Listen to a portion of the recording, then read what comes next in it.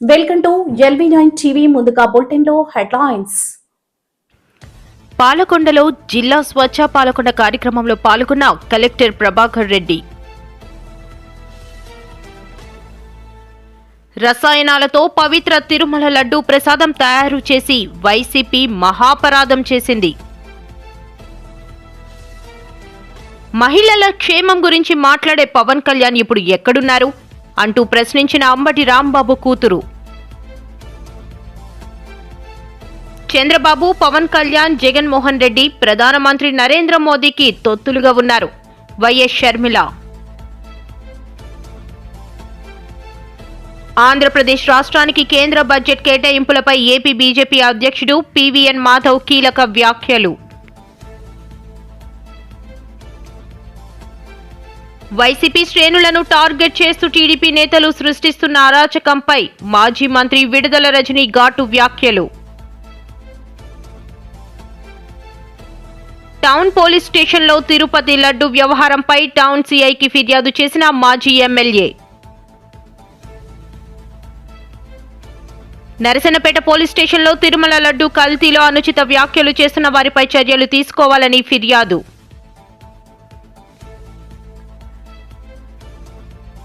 ఏపీలో law and order పూర్తిగా fail అయింది. మాజీ మంత్రి గుడివాడ ఘాటు వ్యాఖ్యలు.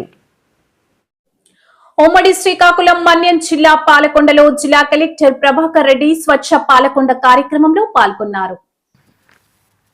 ఉమ్మడి శ్రీకాకుళం మన్యం జిల్లా పాలకొండలో జిల్లా కలెక్టర్ ప్రభాకర్ రెడ్డి స్వచ్ఛ పాలకొండ కార్యక్రమంలో పాల్గొన్నారు.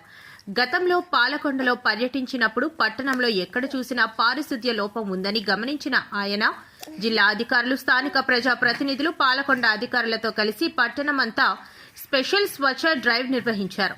ఉదయం స్థానిక కోటదుర్గమ్మ ఆలయానికి చేరుకున్న కలెక్టర్ గారిని పాలకొండ నియోజకవర్గ TDP incharge Padala Bhudevi, sub collector Swapnil Pawar, ఇతర అధికారులు స్వాగతం పలికారు. అనంతరం కోటదుర్గమ్మ ఆలయం నుండి స్వచ్ఛ పాలకొండ పనులను ఆయన ప్రారంభించి పట్టణమంతా పర్యటిస్తూ స్వయంగా పారిశుద్ధ్య కార్యక్రమంలో పాల్గొన్నారు. పట్టణంలో వందల ఏళ్ల చరిత్ర కలిగిన వెంకటరాయని కోనేరు వద్ద పారిశుద్ధ్య లోపాన్ని గుర్తించారు. కోనేరు అభివృద్ధిపై ప్రత్యేక దృష్టి పెట్టిన నేపథ్యంలో వెంకటరాయని కోనేరు మరియు పరిసర ప్రాంతాలను శుభ్రం చేశారు. పర్యావరణం సమతుల్యతలకు చెట్లు చాలా అవసరమని ఆయన మొక్కను నాటారు. ఈ సందర్భంగా ఆయన మాట్లాడుతూ ఎంతో సుందరమైన పట్టణాన్ని పరిశుభ్రత లేక నాశనం చేస్తున్నారని, గతంలో గ్రీవెన్స్ కోసం మరియు ఇతర పర్యటనల నిమిత్తం పాలకొండ వచ్చినప్పుడు ఎక్కడ చూసిన పారిశుద్ధ్య లోపం గమనించి జిల్లా అధికారులతో కలిసి పట్టణాన్ని శుభ్రపరిచేందుకు ఈ స్పెషల్ డ్రైవ్ నిర్వహిస్తున్నట్లు ఆయన తెలిపారు. హోటళ్లు మరియు వ్యాపారస్తులు తమ చెత్తను రోడ్ల మీద పడేస్తూ పాలకొండను నాశనం చేస్తున్నారని, మన శరీరం ఎంత శుభ్రంగా ఉంచుకుంటామో మన ఊరిని కూడా అలాగే ఉంచుకోవాలని అన్నారు. సాధారణంగా పైన చెత్తను తీస్తూ ఉంటాం, కానీ పాలకొండలో లెగసీగా కాలువలన్నింటిలోనూ వీధులన్నింటిలో కూడా చాలా చెత్త పేరుకొని ఉండడం అనేటువంటిది గత 2 పర్యటనల్లో గమనించడం జరిగింది. అందులో భాగంగానే ఈరోజు ప్రత్యేకమైనటువంటి డ్రైవ్ పెడితే తప్ప ఇది శుభ్రపడదు అనేటువంటి ఉద్దేశంతో ఈరోజు డిస్ట్రిక్ట్ అడ్మినిస్ట్రేషన్ మొత్తం, అలాగే మున్సిపల్ అడ్మినిస్ట్రేషన్ మొత్తాన్ని కూడా దించడం జరిగింది. దీంతో పాటుగా స్థానికంగా ఉన్నటువంటి అన్ని పార్టీల నాయకులు, కౌన్సిలర్లు, ప్రజలు, వాలంటీర్సు, విద్యార్థులు అందరూ కూడా ఈరోజు ఈ కార్యక్రమంలో పార్టిసిపేట్ చేయడం జరిగింది. అందరి సహకారంతో పాలకొండని పరిశుభ్రంగా తీర్చిదిద్దడం కోసం ఈరోజు ఒక గట్టి ప్రయత్నం జరగడం జరిగింది. అలాగే ఇక్కడ షాపుల వాళ్ళందరూ కూడా, హోటల్ వాళ్ళందరూ కూడా చాలా అపరిశుభ్రంగా మెయింటైన్ చేయడం అనేటువంటిది చాలా విచారకరమైనటువంటి విషయం. వాళ్ళు మంచి బొట్లు పెట్టుకొని స్నానం చేసుకొని వస్తున్నారు, వాళ్ళ షాప్ మాత్రం దుమ్ముతో నిండుంది. కనీసం వాళ్ళ వెహికల్స్ కూడా తుడుచుకోకుండా వస్తున్నారు.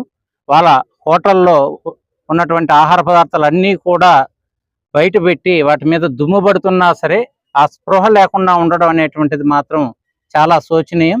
ఇలాంటి హోటళ్ళు కానీ, ఇలాంటి షాపులు కానీ లడ్డూలో వినియోగించిన నెయ్యి అసలు నెయ్యే కాదని సిట్ తేల్చేసింది. అలాంటిది ఆవు నెయ్యి ఎలా ఇచ్చారు?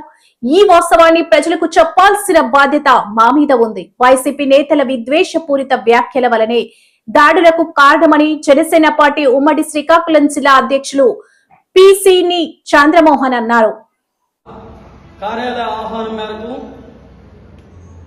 పత్రికేయులు, ఎలక్ట్రానిక్ మీడియా మిత్రులందరూ కూడా పేరు పేరున హృదయపూర్వకమైనటువంటి ధన్యవాదాలు తెలియజేసుకుంటూ స్వాగతం పలుకుతూ, ఏదైతే శ్రీ శ్రీ శ్రీ శ్రీ వెంకటేశ్వర స్వామివారి తాలూకా ప్రసాదం కల్తీ జరిగింది అనే అంశం మీద మా జనసేన పార్టీ అధ్యక్షులు, ఈ రాష్ట్ర ఇప్పటి ఉప ముఖ్యమంత్రి వర్యులు శ్రీ కొనిదెల పవన్ కళ్యాణ్ గారు ఇటువంటి అపచారం జరిగింది కనుక కోట్లాది మంది ప్రజల ఆరాధ్యంగా పిలువబడుతున్నటువంటి వెంకటేశ్వర స్వామి ప్రసాదంలోనే అపరాధం చేసినటువంటి వైఎస్ఆర్ కాంగ్రెస్ పార్టీ 2019 నుంచి 24లో ఉన్నటువంటి ప్రభుత్వం చేసినటువంటి అపరాధాన్ని ఎత్తి చూపి హిందువుల మనోభావాలను దెబ్బతీసినటువంటి అంశాన్ని రాష్ట్ర వ్యాప్తంగా, దేశ వ్యాప్తంగా చేసినటువంటి అంశంలో భాగంగా ప్రాయశ్చిత్త దీక్ష చేసి అనేక మందిని చైతన్యపరిచినటువంటి అంశం మీ అందరికీ తెలుసు.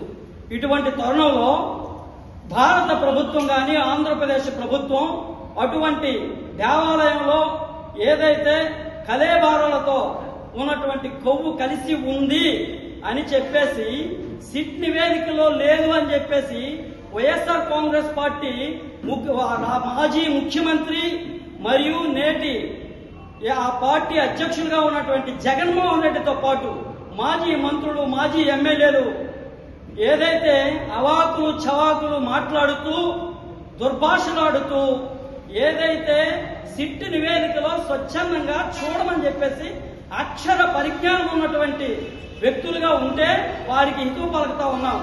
సిట్ నివేదిక ఏం చెప్పింది? మీరు ఆల్రెడీ మీరు అసలు నెయ్యినే వాడలేదు, మీరేదైతే నూనెను, ఏదైతే నువ్వులతో ఉన్నటువంటి నూనెను 4000 లీటర్ల నువ్వుల నూనె ఎవరైనా వాడతారండి భారతదేశ చరిత్రలో? అటువంటి అపరాధం జరిగినటువంటి వెంకటేశ్వర స్వామి పవిత్రమైనటువంటి అపవిత్రం చేశారు. వారి మనోభావాలను మనం కాపాడాలి అని చెప్పేసి అన్ని మతాలు ఒకటే, అన్ని కులాలు ఒకటే. ఒక రాజకీయ పార్టీకి, ఒక రాజకీయ పార్టీ అధ్యక్షుడికి ఏ కులమైనా, ఏ మతమైనా అన్ని సమ్మతమే. అయినప్పటికీ కూడా ఈ భారతదేశంలోనే కాకుండా ప్రపంచ దేశాల నుంచి కూడా భక్తులు తండోపతండాలుగా వచ్చి దైవంగా భావిస్తున్నటువంటి శ్రీ శ్రీ వెంకటేశ్వర స్వామి తాలూకా ప్రసాదంలో మహిళల క్షేమం గురించి మాట్లాడే పవన్ కళ్యాణ్ ఇప్పుడు ఎక్కడున్నారు? మా ఫిర్యాదులను పోలీసులు తీసుకోవడం లేదు, టీడీపీ గుండాలను కంట్రోల్ చేస్తున్నట్టు పోలీసులు యాక్షన్ చేశారు అంటూ కీలక వ్యాఖ్యలు చేసిన మాజీ మంత్రి అంబటి రాంబాబు కుమార్తె మౌనిక. ఆమె సోమవారం గుంటూరులో మీడియాతో మాట్లాడారు. గురించి ఆయన మాట్లాడారు. ఇది ఏం సేఫ్టీ అని నేను అడుగుతున్నా ఇవాళ. ఆయన మీ బలం చూసుకుని కాదా, మన వేలితోనే మన పొడిచే ప్రయత్నం కాదా ఇది? ఒక సెక్టార్ ఆఫ్ మీ కాపులందరూ మీ వైపు ఉన్నారని చెప్పి వాళ్ళకి నచ్చని వాళ్ళని కాపు కులం స్టాంపు వేసి దాడి చేసి మూకుమ్మడిగా, ఇది ఆలోచించుకోవాలి పవన్ కళ్యాణ్ గారు.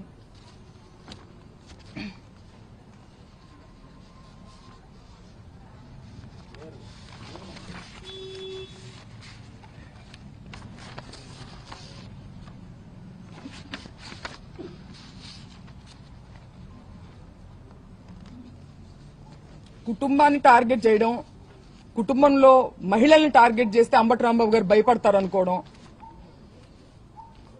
ఆయన దేనికి భయపడట్లేదు. నేను అరెస్టుకు భయపడను, నేను రెడ్ బుక్ కు భయపడను అని ఎందుకన్నారు? ఆ నిజాయితీ ఆయన దగ్గర ఉంది కాబట్టి, ఆయన కరెక్ట్ గా ఉన్నారు అనే నిజాయితీ, ఒక మోరల్ స్ట్రెంగ్త్ ఆయనకు ఉంది కాబట్టి ఆయన కాన్ఫిడెన్స్ చూపించారు. అంతేగాని ఈ రకంగా ఆయన మహిళల మీదకి వస్తే అయితే మేము మహిళల మీద దాడి చేస్తాం, మీ ఇంట్లో మహిళల మీద, అప్పుడు కూడా నువ్వు భయపడవా అని అనడం ఇది రౌడీజం అవుతుందా? రాజకీయం అవుతుందా? స్టేట్ లో లా అండ్ ఆర్డర్ ఉన్నట్ట? అల్లరి మూకలను ఎంకరేజ్ చేసి, పోలీస్ వ్యవస్థను పూర్తిగా నిర్వీర్యం చేసి, దగ్గరుండి వాళ్ళని ఎంకరేజ్ చేస్తూ, స్త్రీల మీదకి ఉసిగొల్పుతూ, బయటుండి ఒక మహిళా ఆధ్వర్యంలో, ఒక మహిళా హోమ్ మినిస్టర్ ఉన్నటువంటి స్టేట్ లో ఇది జరుగుతుంది.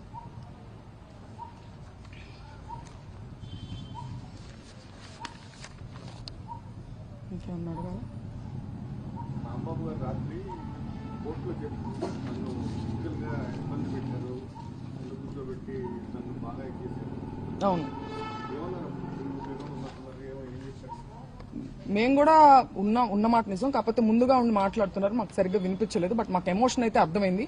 ఆయన చాలా ఇబ్బంది పడ్డారని, ఆయన్ని ఇబ్బంది పెట్టారని చెప్పి అర్థమవుతుంది. అంటే ఏంటంటే ఇప్పుడు మనం ఎంత మేధస్సు, ఎంత చదువు, ఎంత డబ్బు, ఎంత పలుకుబడి సంపాదించినా సరే ఇంకా మేము ఆటవికంగానే ఆలోచిస్తాము, ఫిజికల్ గా అబ్యూస్ చేస్తాము, మహిళల మీదకి వస్తాము, దాడులు చేస్తాము అనేటువంటి ఒక మార్గాన్ని ఎంచుకోవడం అనేది దురదృష్టం.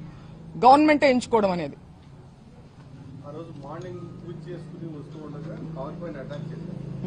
అక్కడ ఉన్న ఎస్ఐ రాంబాబు గారి పైన కేసు నమోదు చేశారు. ఎస్ఐ ఆ విధులు కాకుండా మరి ఎంత బేబస్ జరిగింది కదా. మరి మీ తరఫున ఒక కేసు కూడా మీరు ఇవ్వలేదు? తీసుకోలేదు. మేము పెట్టడానికి ప్రయత్నిస్తున్నాం. CM Chandrababu, deputy CM Pawan Kalyan, ప్రతిపక్ష నేత జగన్మోహన్ రెడ్డి ప్రధానమంత్రి నరేంద్ర మోదీకి తొత్తులుగా వ్యవహరిస్తున్నారని వైఎస్ షర్మిల మండిపడ్డారు. ఈ రోజు కళ్యాణదుర్గంలో నిర్వహించిన మహాత్మా గాంధీ జాతీయ గ్రామీణ ఉపాధి హామీ పథకం పరిరక్షణ యాత్రలో షర్మిల మాట్లాడారు. ఉచిత విద్యుత్ అయితేనేమి, ఇలాంటి ఎన్నో పథకాలు అద్భుతంగా అమలు చేసి చూపించిన నాయకుడు రాజశేఖర రెడ్డి గారు. అప్పుడు అవును 108 కూడా, జలయజ్ఞం కూడా. అప్పుడు రాజశేఖర రెడ్డి గారు ముఖ్యమంత్రిగా ఉన్నప్పుడు కాంగ్రెస్ పార్టీ మొదలుపెట్టిన పథకం ఉపాధి హామీ పథకం. అంటే ఏ పేదవాడైనా సరే పని కావాలి అని వాళ్ళ గ్రామ పెద్దలకు వెళ్ళి పని అడిగితే 15 రోజుల లోపల అలా పని ఇవ్వాలి, అలా 100 రోజులు ఇవ్వాలి. చేసిన పనికి వేతనం కూడా 15 రోజుల్లోనే చెల్లించాలి. ఇది ఉపాధి హామీ నియమం, ఉపాధి హామీ చట్టం చెప్తున్నది. రాజశేఖర రెడ్డి గారు ముఖ్యమంత్రిగా ఉన్నప్పుడు అద్భుతంగా చేసి చూపించారు ఈ పథకాన్ని. ఆ రోజుల్లో పైలట్ ప్రాజెక్టుగా రాజశేఖర రెడ్డి గారు ఉపాధి హామీ పథకాన్ని ఆంధ్రప్రదేశ్లో మొదలు పెట్టడం జరిగింది. పక్కనే బండ్లపల్లిలో నిన్నటి దినానికి 20 ఏళ్ల క్రితం ఫిబ్రవరి 2, 2006లో రాజశేఖర రెడ్డి గారు, అప్పటి యూపీఏ నాయకురాలు సోనియా గాంధీ గారు, అప్పటి ప్రధానమంత్రి మన్మోహన్ సింగ్ గారు అందరూ కలిపి వచ్చి ఉపాధి హామీ పథకానికి జీవం పోశారు. పక్కన బండ్లపల్లిలో ఉపాధి హామీ పథకము పురుడు పోసుకుంది. అలా 20 ఏళ్లయింది. ఈ రోజుటికి 10 ఏళ్లు కాంగ్రెస్ పార్టీ అధికారంలో ఉంది. మహానాయకులు రాజశేఖర రెడ్డి గారి లాంటి నాయకులు కింద ఉపాధి హామీ అద్భుతంగా పనిచేసింది. ఆ రోజుల్లో కార్మికులు వచ్చి, అయ్యా మాకు పేమెంట్ మా చేతుల్లో పెట్టండి, మధ్యవర్తులు ఎవరు కమిషన్ తీసుకోకుండా అంటే ఏకంగా 60 లక్షల అకౌంట్లు ఓపెన్ చేసిన ఘనత రాజశేఖర రెడ్డి గారు. ఆడవాళ్ళు వచ్చి, అయ్యా మాకు కూడా సమాన వేతనం ఇవ్వండి, అంత పని చేయలేకపోయినా అని రాజశేఖర రెడ్డి గారిని అడిగితే రాజశేఖర రెడ్డి గారు వెంటనే ఆడవాళ్లకు కూడా ఆంధ్రప్రదేశ్ రాష్ట్రానికి కేంద్ర బడ్జెట్ కేటాయింపులపై భారతీయ జనతా పార్టీ జిల్లా అధ్యక్షులు శ్రీ ఎంఎంఎన్ పరశురామరాజు అధ్యక్షతన నిర్వహించినటువంటి కార్యక్రమంలో బీజేపీ రాష్ట్ర అధ్యక్షులు శ్రీ పివిఎన్ మాధవ్ హాజరయ్యారు. ఈ సందర్భంగా బీజేపీ రాష్ట్ర అధ్యక్షులు శ్రీ పివిఎన్ మాధవ్ మాట్లాడుతూ, నుండి దగ్గర ఉండే పాల సముద్రం మనం చూసాం. ఎవరైనా వచ్చి ఒకసారి వీక్షిస్తే దేశంలోనే ఇంత అద్భుతమైన ప్రదేశం ఉందా అని చెప్పి చాలా మందికి ఆలోచన కలుగుతుంది. కనుకనే అరకు వ్యాలీ నుంచి పాడేరు ఏదైతే ఉందో 42 కిలోమీటర్ల యొక్క రోడ్, ఆ యొక్క 42 కిలోమీటర్లు మ్యారథాన్ అంటే ఫుల్ మ్యారథాన్ ఉపయోగపడుతుంది. ఆ విధంగా చేస్తూ హైకింగ్ అలాగే ట్రెక్కింగ్ రెండింటికి ఉపయోగపడే విధంగా మన అరకు వ్యాలీ తీర్చిదిద్దుతాం అని చెప్పి స్వయంగా నిర్మలా సీతారామన్ ప్రకటించడం ఏదైతుందో మన ప్రాంతానికి అత్యధికంగా టూరిజం ఫుట్ ఫాల్స్ పడే అవకాశం ఉంది. రెండోది బర్డ్ వాచింగ్, పులికాట్ లేక్ లో బర్డ్ వాచింగ్ సంబంధించింది కూడా ప్రత్యేకమైన ఇకలాజికల్ సిస్టమ్ పెంచి అక్కడ ఏవైతే మైగ్రేటరీ బర్డ్స్ వస్తాయో వాటికి ఎక్కడ కూడా ఇబ్బంది కలగకుండా, ఎక్కడ శబ్దం లేకుండా గుడ్లు పెట్టి ఆ గుడ్ల నుంచి పక్షులు పొదిగే వరకు ఆలోచన చేస్తామని చెప్పి నిర్మలా సీతారామన్ ఈ యొక్క పులికాట్ సరస్సు గురించి చెప్పిన తీరేదైతుందో నిజంగానే ఆనందం కలిగిస్తుంది. ఆ విధంగా బర్డ్ వాచర్స్ ప్రపంచవ్యాప్తంగా చూస్తారు కనుక ఆ విధమైన స్థానం మనం కల్పించే ప్రయత్నం.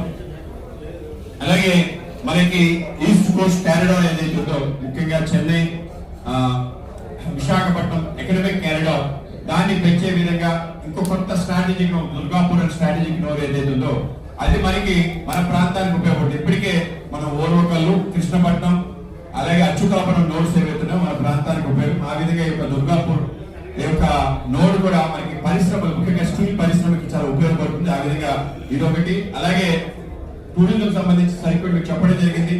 ఏదైతే ఆంధ్రప్రదేశ్ కి అనుగుణంగా ఒక 4 ప్రాంతాలు ఉన్నాయి. ఒకటి బీహార్, రెండోది రాంచీ, మూడోది రాయ్పూర్. వీటన్నిటికీ కనెక్టివిటీ పెంచి ముఖ్యంగా విశాఖపట్నానికి ఈ యొక్క నవంబర్ నుంచి ఫిబ్రవరి మాసం వరకు అత్యధిక టూరిజం వస్తారు కనుక ఇది పూర్ణోదయ టూరిజం సర్క్యూట్ కింద తీసుకొచ్చి మన ప్రాంతంలో ఆంధ్రప్రదేశ్ కి వీటన్నిటికీ కలిపి ఒక సర్క్యూట్ తయారు చేయబోతున్నారు. కనుక ఈ యొక్క రాష్ట్రాలన్నీ కూడా ఆంధ్రప్రదేశ్ లో విధంగా ముఖ్యంగా ఉత్తరాంధ్ర సంబంధించి మన ప్రాంతానికి టూరిజం పెరగడానికి అవకాశం కలుగుతుంది. అలాగే హై స్పీడ్ రైల్స్ ముఖ్యంగా 11 కారిడార్ దేశవ్యాప్తంగా ఇవ్వడం జరిగింది.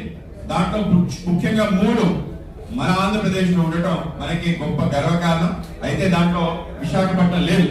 అయితే విశాఖపట్నం టు కలకత్తా ఏదైతుందో అది రాబో కాలంలో వచ్చే హై స్పీడ్ రైల్. ఆ విధంగా మనది ముఖ్యంగా మనకి జోన్ క్రియేషన్, అలాగే పైనుండి అనేక రకాల ఇష్యూస్ కారణంగా కాలేదు. కానీ 3 అంటే 11 హై స్పీడ్ కారిడార్స్ లో 3 కారిడార్స్ ఆంధ్రప్రదేశ్ లో ఉండటం మనకి గర్వకారణం. ఆ విధంగా ఆ యొక్క రైల్వే, హై స్పీడ్ రైల్వే కూడా మనకు ఉపయోగపడుతుంది. అలాగే 4000 గ్రీన్ బస్సెస్, ఎలక్ట్రికల్ బస్సెస్ కూడా మనకి ఇవ్వబోతున్నారు. అది కూడా మనకి గొప్ప అవకాశాన్ని కల్పిస్తుంది. అలాగే బ్లూ ఎకానమీ, మనం ఇంతకుముందు ఏదైతే ఎక్కువ కల్చర్ గురించి చెప్పామో ప్రపంచంలోనే అత్యధికంగా ఏ ప్రాంతం నుంచి అయినా ఎక్స్పోర్ట్ అవుతున్నది ఆంధ్ర. వైసీపీ శ్రేణులను టార్గెట్ చేస్తూ టీడీపీ నేతలు సృష్టిస్తున్న అరాచకంపై మాజీ మంత్రి విడుదల రజనీ మండిపడ్డారు. పాలకొనే గుండాల్లా, రౌడీల్లా వ్యవహరిస్తున్నారని ధ్వజమెత్తారు. మళ్లీ వస్తాం, మళ్లీ కొడతామని టీడీపీ నేతలు మాట్లాడడం ఏ సంస్కృతికి నిదర్శనమని ప్రశ్నించారు. ఈ రోజు ఆమె మీడియాతో మాట్లాడారు. నేను ఈ మీడియా పూర్వకంగా మీకు చెప్తున్నాను కాబట్టి ఇది ఇక్కడతో వదిలేయండి. ఆయనకు శిక్ష పడాలి అని అనుకున్నాము, క్షమాపణ చెప్పాలి అని అనుకున్నాం, అది చెప్పాలి. శిక్ష పడాలి అనుకున్నాం, చట్టం తన పని తను చేసుకుంటూ పోతుంది. దీన్ని అన్నెసెసరీగా డైవర్స్ పాలిటిక్స్ చేయకండి. మళ్ళీ మాట్లాడితే మళ్ళీ వస్తాం, ఇది హెచ్చరిక. మళ్ళీ మాట్లాడండి, తప్పు మాట్లాడండి, మళ్ళీ వస్తాం. కాబట్టి దీన్ని ఆపేయండి. మీ పరామర్శ కోసం పాపం ఆయన దారి ఖర్చులకి ఆస్తులు అమ్ముకోవాల్సి వస్తుంది, గుర్తుపెట్టుకోండి. ఇది కనుక రిపీట్ అయితే ఒక్కళ్ళం కాదు, ఈసారి ఒక మహిళని మీరు అవమానించినందుకు గుంటూరు మహిళ గళ్ళా మాధవి గుంటూరు మహిళలను వేసుకొని మిమ్మల్ని క్వశ్చన్ చేయడానికి వచ్చింది, గుర్తుపెట్టుకోండి. ఇదే మళ్ళీ మీరు పదే పదే గనక ప్రవోక్ చేస్తూ, డైవర్స్ చేస్తూ, మితిమీరిన వేషాలు గనక వేస్తే ఈరోజు గుంటూరు మహిళ కాదు, ఆంధ్ర మహిళ వస్తుంది బయటికి. మీరు అది గుర్తుపెట్టుకొని వ్యవహరించండి. ఇంకా చాలు, దీన్ని ఆపండి. దీన్ని చూస్తూ ఉన్నాము. సాక్షాత్తం ఎమ్మెల్యే మాధవ్ గారు ఏం మాట్లాడుతూ ఉన్నారు, మళ్ళా వస్తాం, మళ్ళా కొడతాం, ఊరుకోము అని ఎమ్మెల్యే స్థానంలో ఉండి ఎలా మాట్లాడుతున్నారో చూడండి. నేను చెప్తా ఉన్నా, మాధవ్ గారు గుంటూరులో మీ పార్టీలో మీ పరిస్థితి ఏంటో అక్కడ ఉన్న వాళ్ళందరినీ ఎవరిని అడిగినా చెప్తారు, అందరూ అనుకుంటూ ఉంటారు. మీరు number of times press meet పెట్టారు. స్వయంగా మీ పార్టీ అధికారులే మీ మాట వినట్లేదని, దానికోసం మీరు నంబర్ ఆఫ్ కంప్లైంట్స్ ఇచ్చి, నంబర్ ఆఫ్ ప్రెస్ మీట్స్ పెట్టి మీ బాధలన్నీ మీరు చెప్తా ఉంటారు. ఇది నేను చెప్తుంది కాదండి, మీ ప్రెస్ మీట్లు ఉన్నాయి, మీ కంప్లైంట్స్ ఉన్నాయి. అక్కడ ఉన్నటువంటి ప్రజలను అడిగితే వాళ్ళందరూ కూడా చెప్తారు. కాబట్టి మీ పార్టీ ఈ ఎపిసోడ్లో మిమ్మల్ని బలిపశువు చేస్తుందని మీకు వినిపించుకుంటా ఉన్నాను. కాబట్టి మీరు ఒకసారి ఆలోచించండి. రేప్ అనేది ఒకటి ఉంటుంది, కొత్తగా ఎమ్మెల్యేగా అయ్యారు పాపం, కాబట్టి రేప్ అనేది ఒకటి ఉంటుంది. ఆ రేప్ అనేది గుర్తుపెట్టుకొని దాని తగ్గట్టుగా మీరు ఉంటే బాగుంటుంది అని చెప్పి కోరుతా ఉన్నాను. కాబట్టి ఇంత ఆవేశము, ఈ విధంగా ముందుకు వెళ్ళడం అనేది రాష్ట్ర ప్రజలందరూ కూడా చూస్తున్నారు, ప్రజలన్నీ కూడా గుర్తుపెట్టుకుంటారని తెలియజేస్తూ ఉన్నాను. ఈవిడిలా అయితే ఇక అక్కడ కేంద్ర సహాయ మంత్రి ఆయన ఈ దాడి జరిగేటువంటి కొన్ని గంటల ముందు ఏం మాట్లాడారు ఒకసారి చూద్దాం. పెమ్మసాని గారు, ఈ రోజు నుంచి మీకు నిజమైన సినిమా ఏంటో త్వరలో చూస్తారు. మీకు 24 గంటల్లో మీకు ఎలా ఉంటుందో తెలుస్తుంది. ఈ రోజు నుంచి మీకు నిజమైన సినిమా ఏంటో త్వరలో చూస్తారు. మీకు 24 గంటలు. నర్సీపట్నం మాజీ ఎమ్మెల్యే ఉమాశంకర్ గణేష్ మంగళవారం టౌన్ పోలీస్ స్టేషన్ లో తిరుపతి లడ్డూ వ్యవహారంపై టౌన్ సీఐకి ఫిర్యాదు చేశారు. కొంతమంది కొన్ని ప్రాంతాల్లో ఫ్లెక్సీలు ఏర్పాటు చేసి కావాలనే దుష్ప్రచారం చేస్తున్నారని ఫిర్యాదులో పేర్కొన్నారు. అనంతరం మీడియాతో మాట్లాడారు. సార్, అందరికీ నమస్కారం అండి. ఈరోజు 2 విషయాల మీద మరి టౌన్ పోలీస్ స్టేషన్లో కంప్లైంట్ ఇవ్వడం జరిగింది.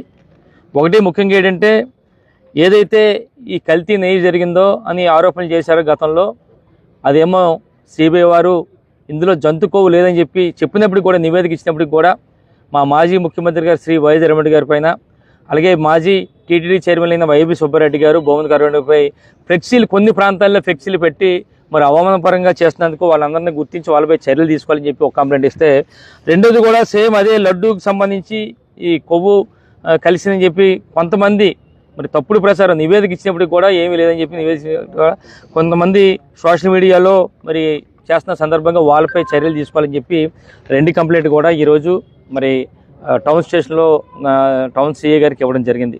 అయితే ముఖ్యంగా చెప్పాలంటే ఈరోజు చూస్తే ఇక్కడ ఆంధ్రప్రదేశ్ రాష్ట్రంలో ఏ విధంగా ఉందంటే పాలన, ఒక అరాచక పాలన. ఎంత దారుణం అంటే, కేవలం వైఎస్ఆర్ కాంగ్రెస్ పార్టీ నాయకులను టార్గెట్ చేసుకొని అందరి మీద దాడులు చేసే కార్యక్రమం ఈ మధ్యకాలంలో చూస్తున్నాం. ముఖ్యంగా ఈ మధ్యకాలంలో మా మాజీ మంత్రి గారు విడదల రజనీ గారు కానీ, అలాగే మన బ్రహ్మనాయుడు గారు కానీ, మరి అలాగే టీటీడీ మాజీ చైర్మన్, మరి అలాగే బొమ్మన కరుణాకర్ రెడ్డి గారు కానీ ఈ విధంగా వాళ్ళ మీద దాడులు చేయడం కాకుండా, మొన్న చూస్తే మరి మా మాజీ మంత్రి గారు మరి అంబటి రాంబాబు గారి మీద ఇంటి మీద దాడి చేయడమే కాకుండా, మరి ఎంత దారుణం అంటే ఆ పరిస్థితి అంతా కూడా, ఇల్లంతా కూడా అల్లకల్లం చేసి మరి వేలాది మందిగా మరి కార్యకర్తలు, నాయకులు వచ్చి ఎంత ధ్వంసం చేశారో మనం చూసాం. దానికి తోడు వారిని కూడా జైల్లో పెట్టి కార్యక్రమం చేశారు.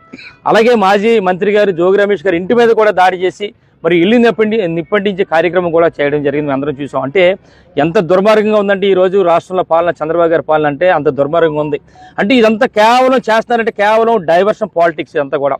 ఎందుకంటున్నదంటే ఇదంతా కూడా ఏదైతే రాష్ట్ర ప్రజలందరూ కూడా మరి ఏదైతే చంద్రబాబు గారు వాగ్దానం చేశారో అవన్నీ ఇవ్వట్లేదని చెప్పి చర్చ జరుగుతున్న సందర్భంలో దాన్ని డైవర్ట్ చేయాలని చెప్పి ఒక ఇష్యూ అయితే, రెండోది ఏదైతే గత సంవత్సరం స్వయాన చంద్రబాబు గారు ముఖ్యమంత్రిగా ఉన్న స్వయంగా చంద్రబాబు గారు ఒక ఉన్నతమైన స్థానంలో చంద్రబాబు గారు మరి ఏ విధమైన ఆధారం లేకుండా ఏదైతే మరి శ్రీవారి లడ్డు ఎంపీపీ అరంగి మురళీధర్ ఆధ్వర్యంలో నియోజకవర్గ వైసీపీ నాయకుల మంగళవారం నరసన్నపేట పోలీస్ స్టేషన్ లో తిరుమల లడ్డూ కల్తీలో అనుచిత వ్యాఖ్యలు చేస్తున్న వారిపై చర్యలు తీసుకోవాలని ఫిర్యాదు చేశారు.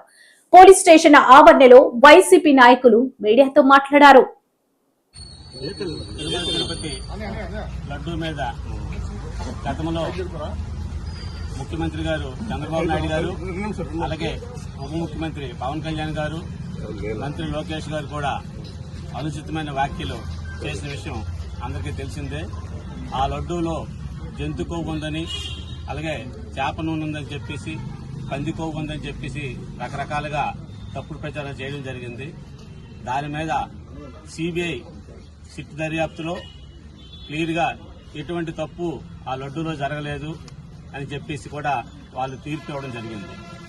తీర్పు ఇచ్చిన తర్వాత కూడా ఇంకా ఈ కూటమి నాయకులు జగన్మోహన్ రెడ్డి గారి మీద, ఇతర వైఎస్ఆర్సీపీ నాయకుల మీద ఇంకా తప్పుడు ప్రచారాన్ని చేయడం జరుగుతుంది. దానికి నిరసనగా ఈరోజు నర్సంపేట నియోజకవర్గం సంబంధించి అందరం కూడా వచ్చి పోలీస్ స్టేషన్లో కంప్లైంట్ ఇవ్వడం జరిగింది. ఇంకా అటువంటి తప్పుడు ప్రకటనలు ఎవరైనా చేసినా వాళ్ళ మీద చర్యలు తీసుకోమని చెప్పేసి ఒక కంప్లైంట్ ఇవ్వడం జరిగింది. అలాగే రెండో కంప్లైంట్ కూడా ఒకటి ఇచ్చాము. అది ఏంటంటే, కొన్ని ప్రాంతాల్లో జగన్మోహన్ రెడ్డి గారి ఫోటో, వైవి సుబ్బారెడ్డి గారి ఫోటో, అలాగే బోమన కరుణాకర్ రెడ్డి గారి ఫోటో, ఈ 3 ఫోటోలు పెట్టి ఈ లడ్డు కల్తీకి వీళ్ళు ముగ్గురే కారణమని ప్రజలకు అర్థమైనట్టుగా కొన్ని సెంటర్లో ఫ్లెక్సీలు కట్టడం జరుగుతుంది. సిట్టు దర్యాప్తులో ఎటువంటి తప్పు లేదని తేలిన తర్వాత కూడా ఈ విధంగా ప్రజలకు మభ్యపెట్టినట్టుగా ఫ్లెక్సీలు కట్టడం అనేది చట్టరీత్యా నేరం. అలాగా ఎక్కడ ఎవరు అటువంటి ఫ్లెక్సీలు కట్టినా వాళ్ళ మీద కూడా తక్షణమే చర్యలు తీసుకోమని చెప్పేసి పోలీస్ స్టేషన్కి ఈరోజు మేము అందరం కలిసి కంప్లైంట్ ఇవ్వడం జరిగింది. ఈ 2 కంప్లైంట్ల మీద కూడా తక్షణమే చర్య తీసుకొని ఇక ముందు ఇటువంటి తప్పుడు ప్రచారాలు గాని, తప్పుడు పోస్టర్లు గాని, ఫ్లెక్సీలు గాని ఎక్కడా లేకుండా నిరోధించమని చెప్పేసి ఈ రోజు కంప్లైంట్ ఇవ్వడం జరిగింది. ఏపీలో ల్యాండ్ ఆర్డర్ పూర్తిగా ఫెయిల్ అయిందని మాజీ మంత్రి గుడివాడ ధ్వజమెత్తారు. ప్లాన్ ప్రకారమే అంబటి రాంబాబుపై ఆయన ఇంటిపై దాడులకు పాల్పడ్డారని మండిపడ్డారు. విద్వేషాలు రెచ్చగొట్టే విధంగా కూటమి నేతలు ఫ్లెక్సీలు పెడుతున్నారని, ప్రధానంగా తిరుపతి లడ్డుపై తప్పుడు ప్రచారం చేస్తూ ఫ్లెక్సీలు ఏర్పాటు చేస్తున్నారని విమర్శించారు. ఆయనకి మొదటి నుంచి వెనతో పెట్టినటువంటి విద్య, అందులో భాగంగా చివరికి దేవుణ్ణి కూడా వదలకుండా ఒక తప్పుడు ప్రచారాన్ని కోట్లాది మంది హిందూ ధర్మాన్ని, హిందువుల మనోభావాల్ని, భక్తుల తాలూకు మనోభావాల్ని దెబ్బతీసేటువంటి విధంగా లేనిపోయినటువంటి ఆరోపణలు సృష్టించినటువంటి సందర్భాలు చూసాం. చివరికి దాని మీద మేము కూడా స్పందించడం, నేరుగా తర్వాత కోర్టుకి, సుప్రీంకోర్టుకు వెళ్ళడం, సుప్రీంకోర్టు సిబిఐ ద్వారా సిట్ని ఏర్పాటు చేయడం, దాదాపు సంవత్సరంన్నర తర్వాత, దగ్గర 14-15 మాసాలు పూర్తయిన తర్వాత మొన్న సిట్టు సిబిఐ ఛార్జ్ షీట్లో ఎక్కడా కూడా యానిమల్ ఫ్యాట్ అనేటువంటిది లేదు అనేటువంటిది నిర్ధారణ చేసింది. చేసిన దగ్గర నుంచి ఈ పాపం మనకు ఎక్కడ చుట్టుకుంటుంది, ముఖ్యంగా హిందువుల తాలూకా మనోభావాలతో మనం ఆటలాడుకున్నాం.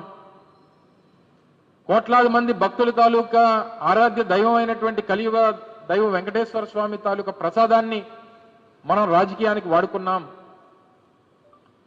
ఈరోజు ప్రజలకు ఏమని సమాధానం చెప్తాం?